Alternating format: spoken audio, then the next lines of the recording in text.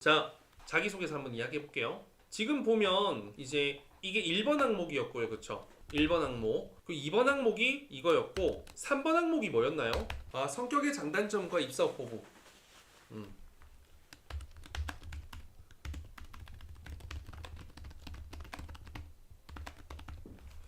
입사업 포부. 이거 500자죠. 채용 인원은 제가 봤을 때 굉장히 오랜만에 채용이기 때문에 한 50여 명은 뽑지 않을까 싶어요. 그리고 실제로 이전에도 한번 뽑으면 한 60명 정도 뽑고 기술을 2개, 3개 나눠서 입사시킨 경우가 대부분입니다, 여러분. 제가 이제 2014년도에 지원했을 당시에 1번 항목이 지원 동기, 2번 항목이 본인의 강점, 경쟁력, 3번 항목이 입사업 포부였거든요. 그땐 NCS 면접이 도입되기 전이에요. 어떻게 보면 항공사 쪽에는. 그런데 그게 거의 그대로 그냥 NCS화로 뭔가 코팅만 되어 있고 2014년도 제가 지원했을 때랑 당시랑 똑같아요. 항목이 이거 똑같아요. 바뀌지 않았어요. 이 부분은 되게 재밌습니다. 그래서 보면 결국에는 당사에 지원한 동기가 자, 지원 동기 이게 메인이고요. 메인. 근데 그 메인을 서포트하기 위한 구실 소재는 본인의 가치관입니다. 그러면 이 성장 과정은 뭐냐? 가치관을 이제 정당화시킬 수 있는 증빙 소재가 될 수 있겠죠. 실제로 보면 여러분 성장 과정 자체가 가치관입니다. 성장 과정 자체가 가치관이고요. 결국에는 내가 성공 경험, 실패 경험 또는 인생에서 중요한 가치 실천 이런 걸 통해서 내가 이러이러한 어떤 인생의 좌우명을 갖게 된 거죠. 그래서 이 성장 과정, 이 과정은 여러분들 간단한 경험으로 대체해야 돼요. 왜냐면 500자이기 때문에 이 답변 쓰는 게 쉽지가 않습니다. 그리고 500자이기 때문에 상세한 자기소개서 서술 불가능, 간단 명료하되 기승전결 명확해야 하고 두갈식 명확해야 하고 질문에서 원하는 요구사항을 반드시 포함시켜야 한다라는 것은 굉장히 중요한 부분입니다. 그리고 이게 500자이기 때문에 여유가 된다면 마무리를 포부형으로 하는 것 가능하지만 굳이 포부형이 필요 없는 항목은 포부 없이 그냥 서술 마무리 문장 닫아 주면 됩니다. 그러면 이제 이 가치관이라는 게 결국에는 경험을 통해서 얻게 된 좌우명이거든요.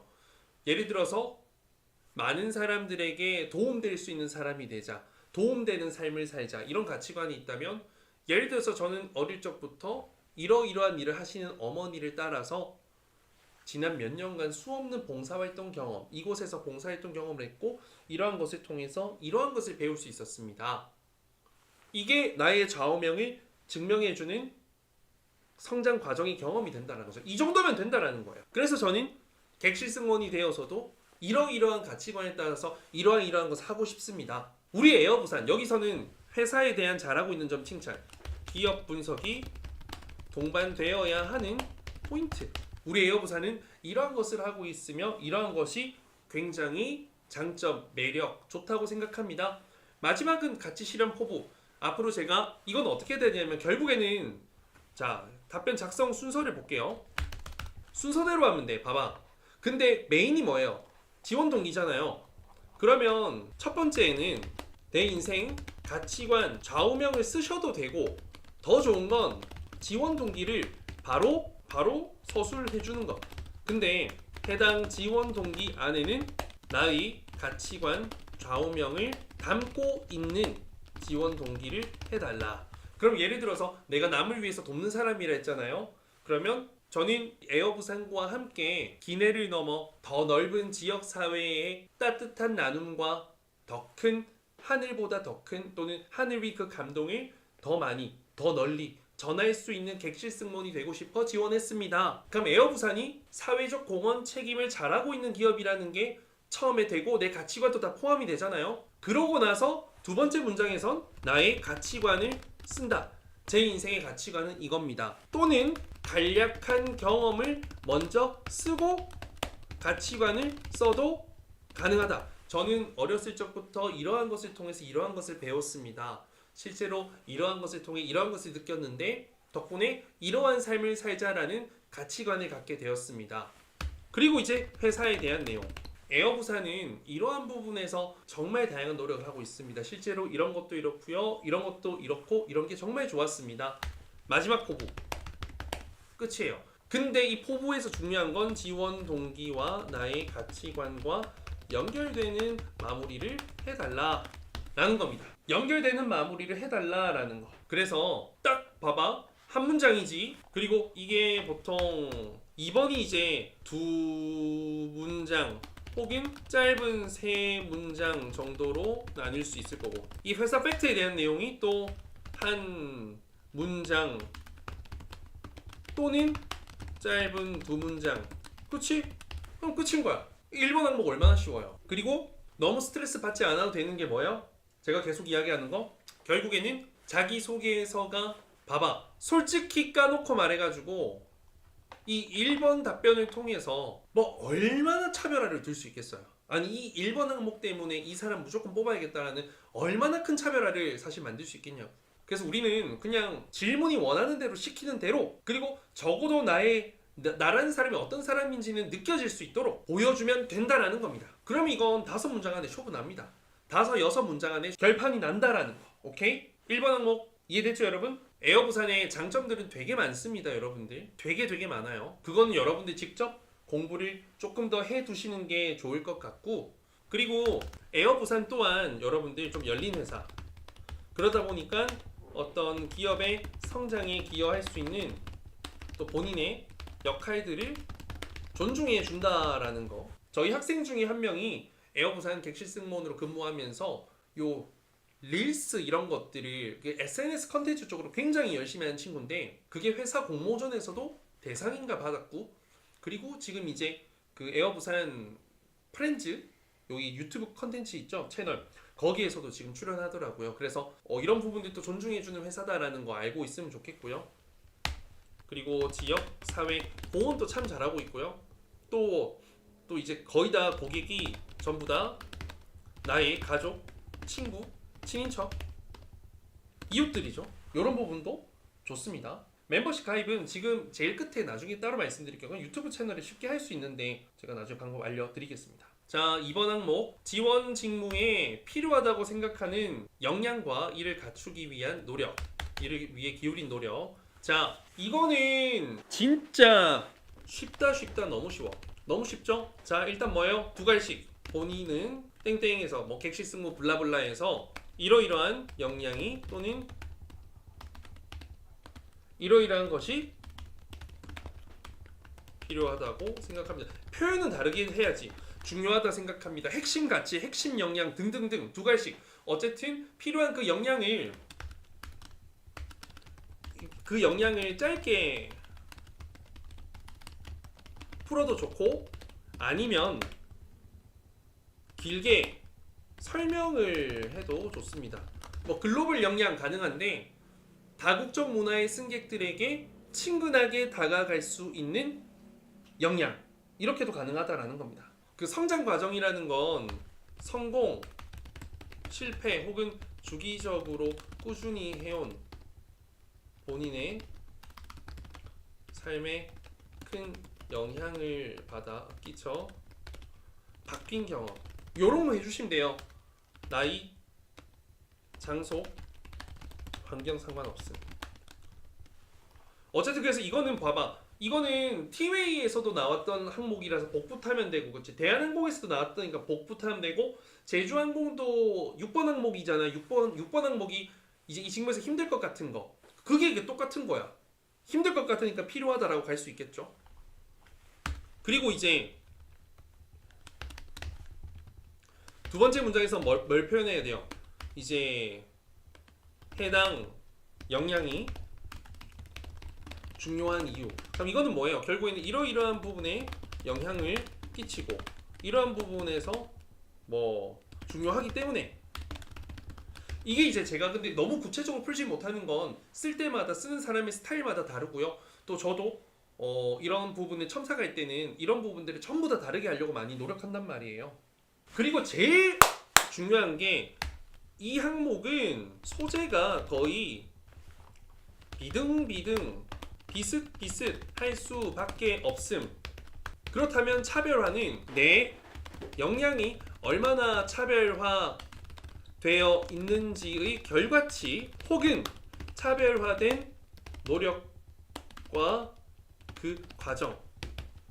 그러니까 외국어를 어필하는 거는 똑같겠지만 내가 유학을 8년 했고 자격증을 4개 취득했고 실제로 전 세계 해외여행을 다녔고 이런 그 경험이 있잖아요. 서포팅할 수 있는 그게 중요해요. 그래서 이 세 번째 문단에서는 이제 어떻게 노력했는지 본인의 액션이 가장 중요한데 이것에 가장 큰 힘을 넣어라. 세세하되 차별화되게 그리고 실질적인 역량이 갖추어질 수 있었겠다라는 납득이 가도록 이런 느낌으로 작성해 주시면 되겠습니다. 그리고 이제 이것도 뭐예요? 이것도 사실 마무리 포부 혹은 본인의 역량이 이제 본인의 이제 차별화된 역량이 기내에서 혹은 비행에서 혹은 뭐 업무에서 끼칠 영향 요거 이야기하시면 되겠습니다. 그럼 끝. 그럼 봐봐. 한 문장 1번 한 문장 2번 한 문장 그치? 3번 두 문장 혹은 짧은 세 문장 가능하지? 이 마지막 한 문장. 그럼 봐봐. 한 문장, 두 문장, 세 문장, 네 문장, 다섯. 보통 이제 5, 6문장 안에 끝난다고 500자는. 자, 그리고 입서 포부 성격의 장단점인데 여기에서는 질문이 세 가지. 성격의 장점, 성격의 단점, 입사 후 포부. 그럼 비율은 어떻게 될까? 비율은 여기서 제일 중요하지 않은 게 뭐냐면 제일 중요하지 않은 것은 본인의 장점입니다. 자기가 자기 입으로 말하는 장점은 별 중요 안 합니다. 그리고 단점이 가장 중요합니다.